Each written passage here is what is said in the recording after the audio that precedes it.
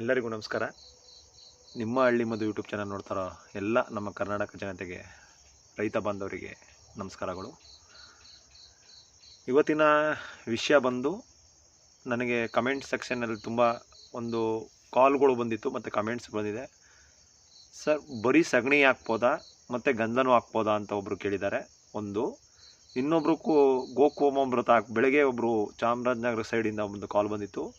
Sir, ನಾನು ಗೋಕುಪಾಮೃತ ಕೊಡ್ತಾಯಿದ್ದೀನಿ, ಅದು ಒಳ್ಳೆಯದೋ ಮತ್ತು ಜೀವಾಮೃತ ಒಳ್ಳೆಯದೋ ಅಂತ 24 hours ಇವಾಗ ಫೋನ್ ಮಾಡಿದರು. ನಾನು ಅವ್ರಿಗೆ ನನಗೆ ತಿಳಿದಂಥ ಒಂದು ಕೆಲವು ವಿಷಯಗಳನ್ನ ಅವ್ರಿಗೆ ನಾನು ಎಷ್ಟು ಸಾಧ್ಯನೋ ಅಷ್ಟು ಹೇಳಿದ್ದೀನಿ. ಏಕೆಂದರೆ ನಾನು ಈ ಕೃಷಿನ ಅಳವಡಿಸ್ಕೊಂಡು 4 ವರ್ಷ ಆಗಿದೆ.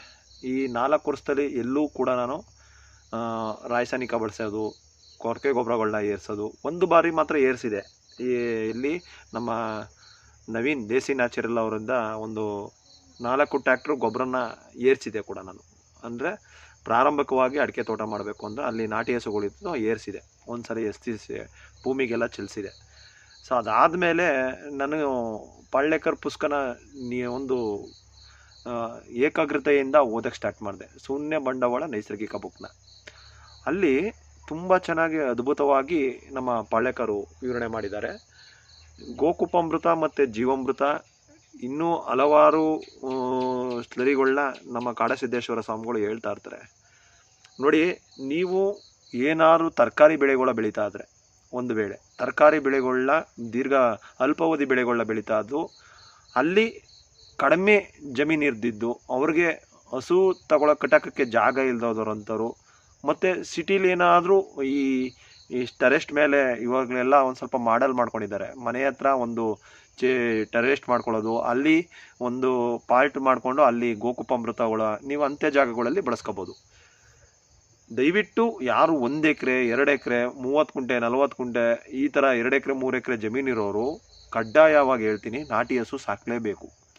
ಇದು ನಾನು ಹೇಳ್ತಾ ಇರೋದಲ್ಲ, ನುರಿತ ನಮ್ಮ ಪಾಳ್ಯೇಕರ್ ಅವರೇ ಹೇಳ್ತಾ ಇದ್ದಾರೆ. ಪಾಳ್ಯೇಕರ್ ಹೇಳೋಕ್ಕಿಂತ ಹೆಚ್ಚಾಗಿ ನಮ್ಮ ಪೂರ್ವಜರೆಲ್ಲ ನಾಟಿ ಹಸುಗಳನ್ನ ಸಾಕಿದ್ರು. ಯಾಕೆ ಈ ನಾಟಿ ಹಸುಗಳನ್ನ ಸಾಕಬೇಕು, ಏನಿದ್ರ ಪ್ರಾಮುಖ್ಯತೆ, ಯಾಕೆ ಗೋಕುಪಾಮೃತ ಹಾಕಿದ್ರೆ ಸಾಕಲ್ಲ, ನಾಟಿ ಹಸು ಏನಕ್ಕೆ ಅನ್ನೋದು ನೀವು ಪ್ರಶ್ನೆ ಮಾಡೋದಾದರೆ, ನಾನು ನನಗೆ ತಿಳಿದಂಥ ಒಂದು ಕೆಲವು ವಿಷಯಗಳನ್ನ ನಿಮ್ಗೆ ಹೇಳ್ತಾ ಬರ್ತೀನಿ. ಗಂಭೀರವಾದ ಕೇಳ್ಕೊಳ್ಳಿ.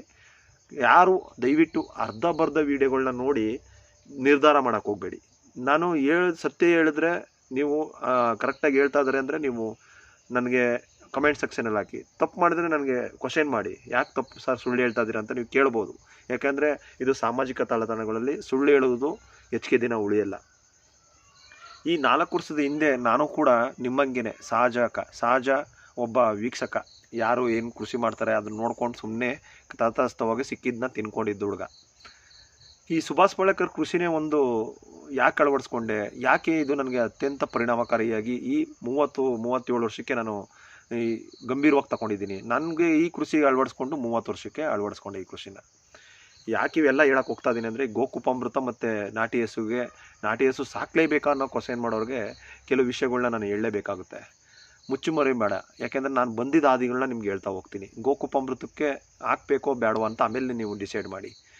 ಗೋಕುಪಾಮೃತ ನಾನು ಹೇಳಿದ್ನಲ್ಲ ಆಲ್ರೆಡಿ, ಸಿಟೀಲಿ ಮನೆ ಮಾಡ್ಕೊಂಡಿರೋಂಥವ್ರಿಗೆ, ಪಾಪ ಅವ್ರಿಗೆ ಹಸು ಸಾಕೋಕ್ಕೆ ಜಾಗ ಇಲ್ಲದಂಥವ್ರಿಗೆ ಟೆರೆಸ್ಟ್ ಮೇಲೆ ಮತ್ತು 10 ಗುಂಟೆ 5 ಗುಂಟೆ ಯಾರು ಮಾಡಿರ್ತಾರೆ ಅಂಥವ್ರಿಗೆ, ಜಾಗದ ಕೊರತೆ ಇರೋರಿಗೆ ಗೋಕುಪಾಮೃತ ಒಂದು ಸ್ವಲ್ಪ ಕೆಲಸ ಮಾಡುತ್ತೆ. ಮತ್ತು ಜೀವಾಮೃತನೂ ಉಪಯೋಗಿಸ್ಬೋದು ನೀವು. ಅಂಥವ್ರು ಎಲ್ಲರೂ ಸಗಣಿ ಸಿಕ್ಕಿದ್ರೆ ನಾಟಿ ಹಸುದ್ದು, ಅಂಥವ್ರು ಸಾಕೋಕ್ಕಾಗ್ದವ್ರು ಸಿಟಿಲಿರೋವಂಥವ್ರು ಬೇಕಾದ್ರೆ ಮಾಡ್ಕೊಳ್ಳಿ. ದಯವಿಟ್ಟು ಒಬ್ಬ ರೈತ 1 ಎಕರೆ 2 ಎಕರೆ ಅರ್ಧ ಎಕರೆ ಇಟ್ಕೊಂಡಿರೋರು ದಯವಿಟ್ಟು ಒಂದು ನಾಟಿ ಹಸು ಸಾಕಲೇಬೇಕು, ಕಡ್ಡಾಯ. ಯಾಕೆ ಅಂದರೆ ನಾಟಿ ಹಸುವಿನಲ್ಲಿ ಶಕ್ತಿ ತುಂಬ ಇದೆ, ಅದ್ಭುತವಾದ ಶಕ್ತಿಗಳಿದೆ. ಅದು ವರ್ಣನೆ ಮಾಡೋಕ್ಕಾಗಲ್ಲ, ಅಷ್ಟು ಅದ್ಭುತವಾದ ಶಕ್ತಿ ಇದೆ. ನಾನು ನೋಡಿ, ನನಗೊಂದು 29 ವರ್ಷಕ್ಕೆ ಮದುವೆ ಆಯಿತು.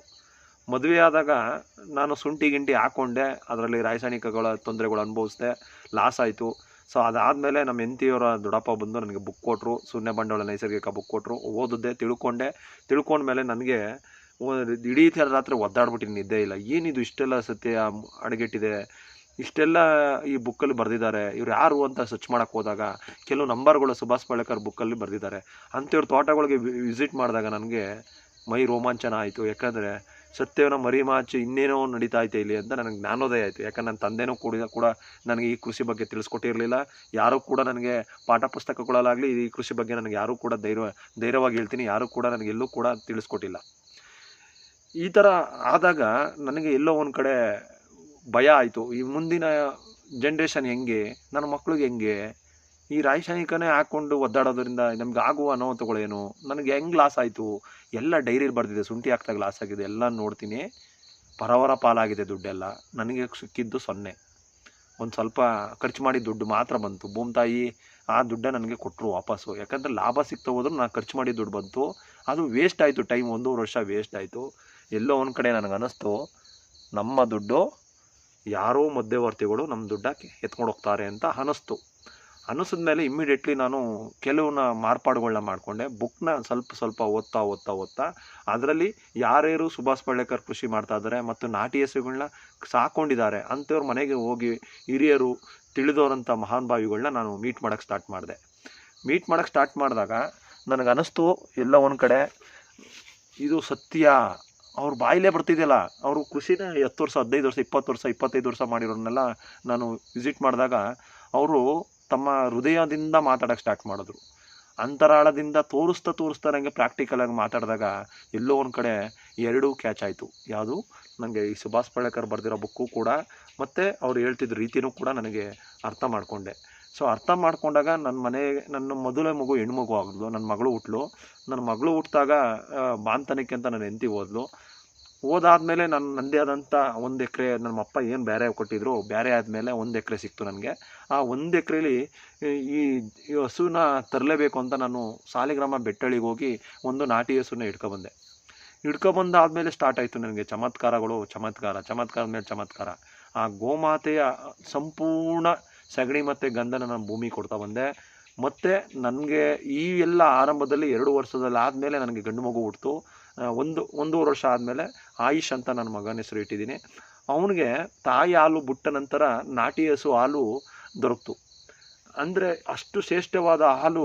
ಆ ಹಸು ನನಗೆ ಹಸು ಹಾಲು ಕುಡಿಸಿದಾಗ ಅವನಲ್ಲಾದ ಬದಲಾವಣೆಗಳು ನೋಡಿದೆ, ಆ ಚುರುಕುತನ ನೋಡಿದೆ, ಆ ಆ್ಯಟಿಟ್ಯೂಡ್ ನೋಡಿದೆ. ಅದೆಲ್ಲ ನೋಡಿದಾಗ ನನಗೆ ಖುಷಿ ಆಯಿತು. ಎಲ್ಲೋ ಒಂದು ಕಡೆ ನಾವು ತಪ್ಪು ನಿರ್ಧಾರಗಳನ್ನ ತಗೋತಾ ಇದ್ದೀವಿ. ಇನ್ನು ಮುಂದಕ್ಕಾದರೂ ಶ್ರದ್ಧೆಯಿಂದ ನಾವು ಈ ಸುಭಾಷ್ ಪಾಳೇಕರ್ ಬುಕ್ಕನ್ನು ಓದಿ ಏನು ಆ ಮಹಾನುಭಾವ ಬರೆದಿದ್ದಾರೆ ಇಂಚಿಂಚು ಸತ್ಯಗಳನ್ನ ನಾವು ಹೇಳ್ತಾ ಹೋಗೋಣ. ಕೆಲವು ವರ್ಗ ಇದೆ, ಸುಭಾಷ್ ಪಾಳೇಕರ್ ಮಾಡಿರೋದು ನಮ್ಮ ಪೂರ್ವಜರು ಮಾಡಿದ್ದಾರೆ, ಇನ್ಯಾರು ನೋಡಿ ಪೂರ್ವಜರು ಮಾಡಿರೋದನ್ನ ಇವತ್ತು ಯಾರು ತಿಳಿಸ್ತಾ ಹೋದಕ್ಕೆ ಅವರು ಧೈರ್ಯವಾಗಿ ಮುಂದೆ ಬಂದು ಒಂದು ಅರ್ಥಯುತವಾಗಿ ಎಲ್ಲರಿಗೂ ತಿಳಿಸ್ತಾ ಹೋಗ್ತಾ ಇದ್ದಾರೆ. ಸೊ ಅದನ್ನು ನಾವು ಅಳವಡಿಸ್ಕೊಳ್ಳೋದು ಬಿಡೋದು ನಮಗೆ ಬಿಟ್ಟಿದ್ದು. ನಮಗೂ ಬುದ್ಧಿಶಕ್ತಿ ಕೊಟ್ಟಿದೆ. ಇಲ್ಲಿ ತಂದೆಯನ್ನು ದೂರೋದು ತಾಯಿನ ದೂರೋದು ಬೇಡ. ನಮಗೆ ತಂದೆ ತಾಯಿ ಜನ್ಮ ಕೊಟ್ಟಾದಮೇಲೆ ನಮಗೆ ಬುದ್ಧಿಶಕ್ತಿ ಕೊಟ್ಟಾಗಿದೆ. ಎಲ್ಲ ಈ ಪ್ರಕೃತಿಲಿ ನಮ್ಗೆ ಏನು ಒಳ್ಳೆಯದು ಏನು ಕೆಟ್ಟದ್ದು ಅಂತ ನಾವು ಆಲಿಸ್ಬೇಕು. ಈ ಆಲಿಸಿದಾಗ ನನಗೆ ದೊರಕುವಂಥ ಕೆಲವು ವಿಷಯಗಳನ್ನ ನಾವು ಇದು ಮಾಡ್ತಾ ಹೋಗಬೇಕು. ಕೆಲವು ವಿಷಯಗಳನ್ನ ನಾವು ಆರೈಸಬೇಕು. ಯಾವುದು ಒಳ್ಳೆಯದು ಯಾವುದು ಕೆಟ್ಟದ್ದು ಅನ್ನೋದನ್ನ ನಾವು ತಿಳಿತಾ ಹೋಗಬೇಕು. ಎಲ್ಲೂ ಕೂಡ ಯಾರ ಬಗ್ಗೆನೂ ನಾವು ಮಾತಾಡೋಕ್ಕೆ ಹೋಗಬಾರ್ದು. ಈ ಥರ ಹೇಳ್ತಾ ಈ ಮಗು ಆರೋಗ್ಯ ಕೂಡ ವೃದ್ಧಿ ಆಯಿತು.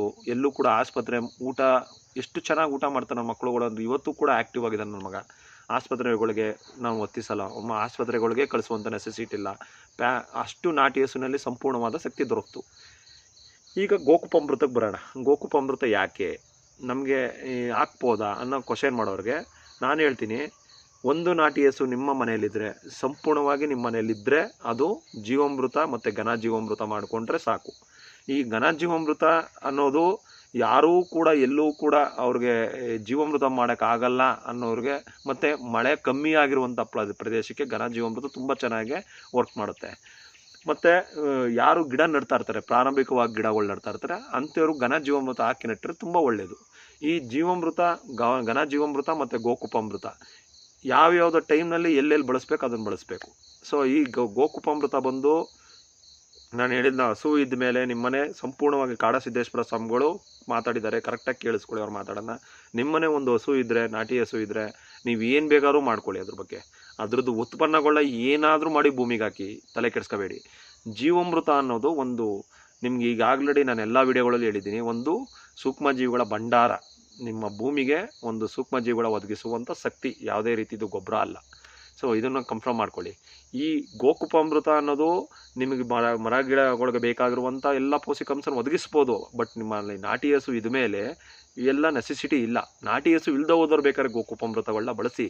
ಆದರೆ 1 ಎಕರೆ 2 ಎಕರೆ ಇರೋರು ನಾಟಿ ಹಸು ಸಾಕಲಿಲ್ಲ ಅಂದರೆ ನಾನು ಹೇಳದ್ನಲ್ಲ, ನಿಮ್ಮ ಪೂರ್ವಜರು ನಿಮ್ಮ ಮಕ್ಕಳುಗಳಿಗೆ, ನಿಮ್ಮ ಪೀಳಿಗೆ ಮಕ್ಕಳುಗಳಿಗೆ ತುಂಬ ಡ್ಯಾಮೇಜ್ ಆಗುತ್ತೆ. ನೀವು ಆಹಾರ ಪದ್ಧತಿಗಳಲ್ಲಿ ಪ್ರಮುಖ ಸ್ಥಾನ ವಹಿಸೋದು ಹಾಲು, ಮಕ್ಕಳುಗಳಿಗೆ ಶಕ್ತಿ ಕ್ಯಾಲ್ಸಿಯಂ ಹೆಚ್ಚು ಒದಗಿಸುವುದು ಹಾಲು, ಮೊಟ್ಟೆ, ಇಂಥವುಗಳು ನಾಟಿ ಮೊಟ್ಟೆಗಳು. ಮತ್ತು ಈ ಹಾಲು ಅನ್ನೋದು ಪ್ರಮುಖ ಸ್ಥಾನ. ಹಾಲು ಮೊಸರುಗಳು ತುಂಬ ಶ್ರೇಷ್ಠ ಇದೆ.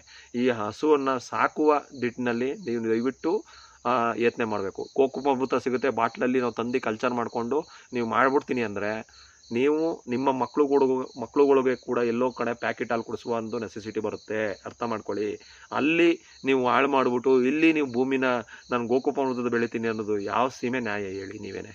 ಸೊ ಅದಕ್ಕೆ ನಾನು ಹೇಳ್ತಾ ಇದ್ದೀನಿ, ನಾಟಿ ಹಸು ಇದ್ದವರು ಜೀವಾಮೃತ ಬಳಸಿದ್ರೆ ತುಂಬ ಒಳ್ಳೆಯದು. ಜೀವಾಮೃತ ಮತ್ತು ಘನ ಜೀವಾಮೃತ ಹಾಕ್ಕೊಂಡು ಏಕದಳದಲ್ಲಿ ದ್ವಿದಳ ಅಂತ ನೀವು ವರ್ಕ್ ಮಾಡಿದ್ದೆ ಆದಲ್ಲಿ 100% ನೀವು ಕೃಷಿಯಲ್ಲಿ ಸಕ್ಸಸ್ ಆಗ್ತೀರಾ. 100% ನೀವು ಒಬ್ಬರು ಮಾದರಿ ಕೃಷಿಕ ಆಗ್ತೀರಾ. ಯಾವುದೇ ಆಗಲಿ ಸಾಂದ್ರತೆಗಳು, ಬೀಜೋಪಚಾರ ಮಾಡಿಕೊಳ್ಳೋದು ಮತ್ತು ತೇವಾಂಶಗಳು ಇಟ್ಕೊಳ್ಳೋದು, ಹೊದಿಕೆ, ಇದೆಲ್ಲ ನೀವು ಕಂಪಲ್ಸರಿ 4 ಚಕ್ರಗಳು ಏನಿದೆ ಅದನ್ನು ಪಾಲಿಸಿದ್ರೆ ಮಾತ್ರ ಈ ಕೃಷಿಲಿ ನೀವು ಸಕ್ಸಸ್ ಕಾಣೋಕ್ಕೆ ಸಾಧ್ಯ ಆಗುತ್ತೆ. ಸುಮ್ಮನೆ ನಾನು ಜೀವಾಮೃತ ಕೊಡ್ತೀನಿ ಅಂದ್ಬಿಟ್ಟು ಒಂದು ತೇವಾಂಶ ನೋಡಲ್ಲ, ಏನು ನೋಡಲ್ಲ, ಸುಮ್ಮನೆ ಕೊಡ್ಕೊಬರ್ತಾ ಆದರೆ ಅನವಶ್ಯಕವಾದ ಖರ್ಚುಗಳು, ಅನವಶ್ಯಕವಾಗಿ ನೀವು ಉಳುಮೆ ಮಾಡೋದು, ಇದೆಲ್ಲ ಮಾಡೋದು ಸ್ಟಾಪ್ ಮಾಡಿ. ದಯವಿಟ್ಟು ಒಂದು ನಾಟಿ ಹಸು ಸಾಕಿದ್ದಾದಲ್ಲಿ ನೀವು ಒಬ್ಬರು ಮಾದರಿ ಕೃಷಿಕ ಆಗ್ತೀರಾ ಅಂತ ಹೇಳ್ತಾ ನಾನು 2 ಮಾತು ಮುಗಿಸ್ತೀನಿ. ಕತ್ಲೆ ಆಗಕ್ಕೆ ಹೊರತು ನಾನು ಮನೆಗೆ ಹೋಗಬೇಕು, ಕ್ಲಿಯರಿಟಿನೂ ಕಮ್ಮಿ ಆಗ್ತಿದೆ.